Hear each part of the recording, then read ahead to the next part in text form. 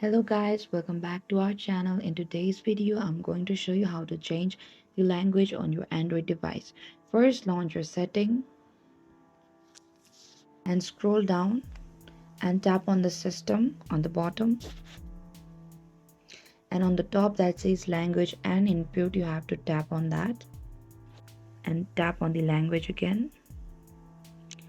And here we could see there's a language preferred, which is English. So you can select the other languages which is on the screen. And we could see a lot of languages, you can prefer anyone.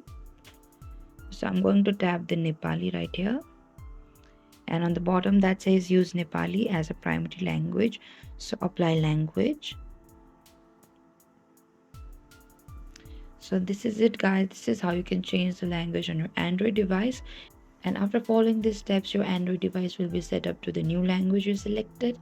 Keep in mind that the exact steps may vary slightly depending on the version of Android and the manufacturer of your device. Thank you for watching this video. I hope I could help you.